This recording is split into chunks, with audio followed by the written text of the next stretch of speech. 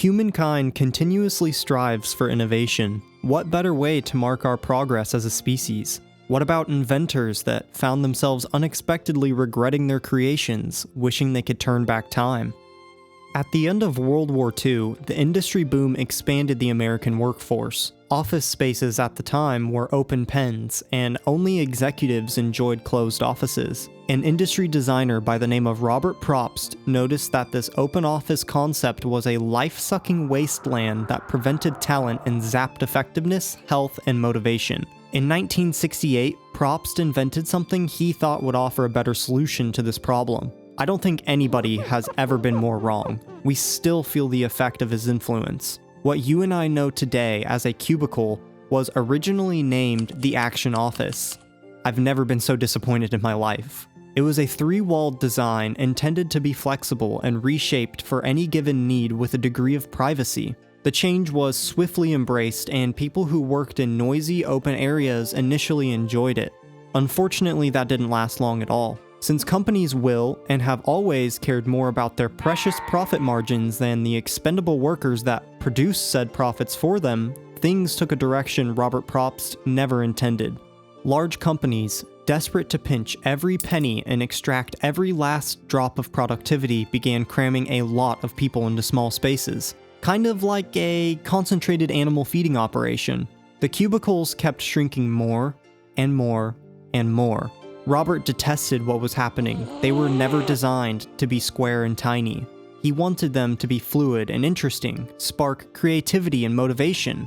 Another interesting detail is that he intended for the Action Office to come as a raw material to be built upon and personalized, but office managers saw them as a finished furniture. This, in turn, went from inspiring shape-shifting walls to being used as tiny little boxy, boring, and soulless prisons. Nothing says happy career like spending 1/3 of your entire existence in these dreadful little depression boxes. Here's some of my favorite quotes from an outraged Robert Probst. He said, "Cubicalizing of people in modern corporations was monolithic insanity." While I couldn't agree more, that's not even my favorite quote. He also said the egg carton geometry created barren hellholes and a rat maze of boxes. Spot on. Cue that one Smashing Pumpkins song.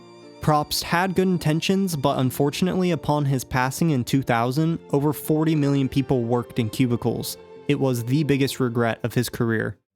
The very first demonstration of electronic television dates back to 1927 in San Francisco. This successful invention was designed by Philo Farnsworth at 21 years old.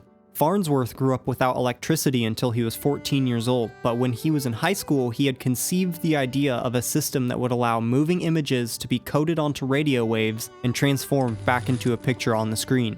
Philo was plowing the family potato field when it hit him that, like the rows of crops he was surveying, a large image could be created from smaller repeating lines if viewed from a distance. You know this guy had to be so bored out of his mind to not only come up with something this revolutionary, but to be largely self-taught during the process.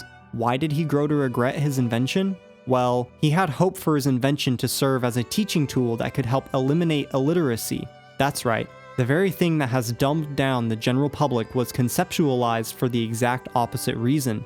Farnsworth also wanted people to be able to see and learn about each other and for differences to be settled in conferences without resorting to warfare. Things didn't end up that way. Actually, war was a major reason the development and integration of his invention was delayed. Many years passed and he looked back in disappointment, disgust, and regret. He believed he had created a monster. Very few people were being educated, and problems in the world were not being solved. In his eyes, people were wasting their lives watching too much television and felt there was a complete lack of worthwhile information. Philo Farnsworth lived until 1971, and by that time the average TV set still relied on over 100 components he had patented. Nearly every house in the nation had a television set, with one exception. Farnsworth never allowed a TV into his home.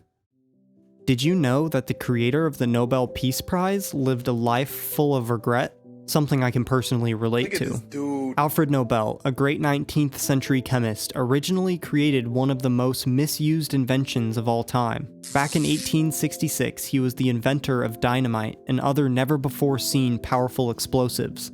Ironically enough, the dude was a pacifist and cared deeply about social issues, but had no idea how the impact of his life's work would actually change the world. Rose-tinted glasses blinded him so he could only perceive the great potential in how his creation would efficiently contribute to constructing tunnels, bridges, railroads, and how it would improve heavy labor jobs. Alfred naively believed that having such a powerful capability would prevent future conflicts, but instead dynamite became as common in warfare as a potato in Idaho. His eyes were truly opened whenever a newspaper had reported on his death while he was still alive. The news press got the wrong information. I guess things haven't changed all that much in that regard, but anyway, they reported on Alfred Nobel's supposed demise. Only he wasn't unalived. In reality, it was his brother that had passed away in an accident. It was a name mix-up, and Alfred was downright disturbed, as his obituary title labeled him as the Merchant of Death. He was deeply riddled with guilt, knowing what the world thought of his scientific contribution. Nobel hated knowing that something he created with pure intentions was being used for nasty, dreadful purposes, hurting other people as a weapon of destruction. So, from then on, he vowed the rest of his life to making sure he wasn't remembered as such. He decided to leave his immense fortune to foster science, literature, and peace. This led to his creation of the Nobel Prizes, a dedicated effort to recognize scientific and cultural achievements for the benefit of all mankind. All because some bozo reporter didn't get their facts right. What are your biggest regrets? Comment down below and I'll be a free unlicensed therapist for you to trauma dump to. Thanks for watching. If you made it this far, please like, subscribe, and let me know what you'd like me to cover in the future.